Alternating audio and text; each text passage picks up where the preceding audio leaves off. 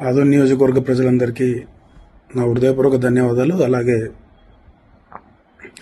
Media మిత్రులకు మరియు NDA పార్టీకి చెందినటువంటి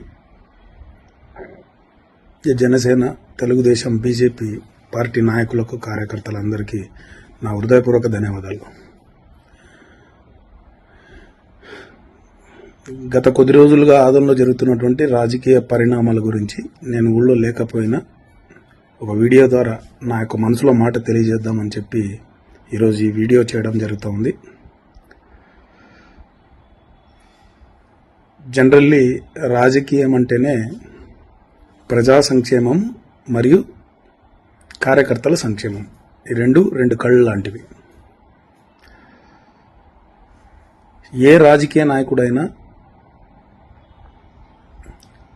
ప్రతిపక్షంలో ఉన్నప్పుడు క్షేత్రస్థాయిలో పోరాడినటువంటి కార్యకర్తలను, నాయకులను అధికారం వచ్చాక మర్చిపోకూడదు. ఎందుకంటే అధికారం వచ్చిన తర్వాత కమన్ గోల్ ఉంటాయి. వచ్చేవాళ్ళు, వెళ్ళేవాళ్ళు, అధికారం వచ్చింది కదా అని చెప్పి మన పార్టీ సిద్ధాంతాలు నచ్చినాయని వచ్చేవాళ్ళు ఉంటాయి, కమన్ గో ఉంటాయి.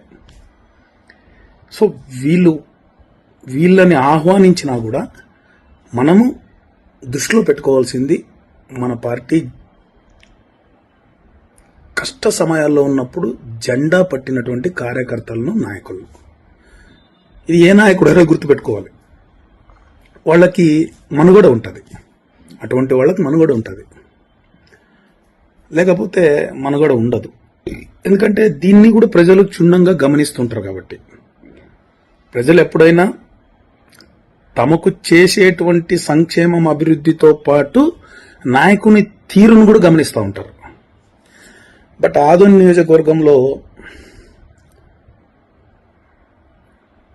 అంటే మన మధ్య సఖ్యత అనేది ఎప్పుడు సన్నగిలుతుందంటే మనకు స్వార్థం పెరిగినప్పుడు.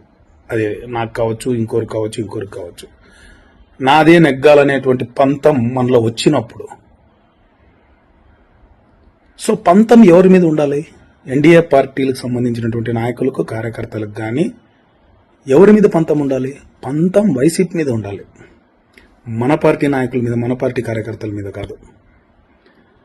ఒకవేళ మనం ఆ పని చేస్తే అంతకంటే ద్రోహం ఏది ఉండదు. సరే, 3 పార్టీలు కార్యకర్తలు, నాయకుల సంఖ్య ఎక్కువ. సో ఇందులో తెలుగుదేశం పార్టీ 40 ఏండ్ల పైబడి చరిత్ర ఉన్నటువంటి పార్టీ. జనసేన పార్టీ గత 2019 నుంచి 24 వరకు వైసీపీ మీద అదే స్థాయిలో పోరాటం చేసినటువంటి పార్టీ. బీజేపీ పార్టీ ఈ కూటమిలో ఎమ్మెల్యే అభ్యర్థిగా గెలిచినటువంటి బీజేపీ పార్టీ. సో ఈ మూడిట్లో సమన్వయం ఉండాలి కదా. ఆ సమన్వయం ఏర్పరచడానికి ప్రయత్నించాల్సింది ఎవరు? నాయకులే కదా. ఫర్ ఎగ్జాంపుల్ నేను కావచ్చు ఇన్ఛార్జ్గా, మీనాక్షి నాయుడు గారు కావచ్చు తెలుగుదేశం పార్టీ ఇన్ఛార్జ్గా, పార్సారథి గారు ఎమ్మెల్యే గారు కావచ్చు. సో దీనికోసం ఎన్ని చర్చలు జరిపినా ఎందుకు విఫలమవుతున్నాయి? ఫైనల్గా వచ్చేటువంటి ఇబ్బందులేవి? మన పంతాలకు ఎవరు బలి అవుతున్నారు? నిన్న జరిగినటువంటి కుప్పగల సంఘటన చాలా బాధేసింది. ఎందుకంటే వైసీపీ పార్టీ నుంచి బీజేపీలో చేరినటువంటి వ్యక్తులు ఈరోజు తెలుగుదేశం పార్టీకి పనిచేసినటువంటి వాళ్ళ మీద ఒక చిన్న నీటి గొడవలో ఈరోజు దాడి చేయడం అనేది ఇది కూటమి పార్టీలకు చెందినటువంటి అందరు నాయకులు తలదించుకునే విషయం. ఇది వాస్తవము. ఎందుకంటే మన పార్టీ నాయకుల మధ్య ఏదో ఉంది, అలిగినారు, కొట్లాడుకున్నారంటే దానికి అర్థం ఉంటుంది. ఎందుకంటే we are all one and we fought against YCP.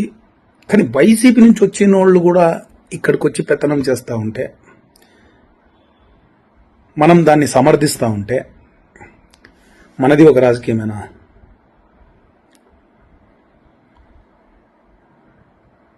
ఇటువంటి సంఘటనలు జరిగినప్పుడు బాధ్యత ఎవరు తీసుకోవాలి?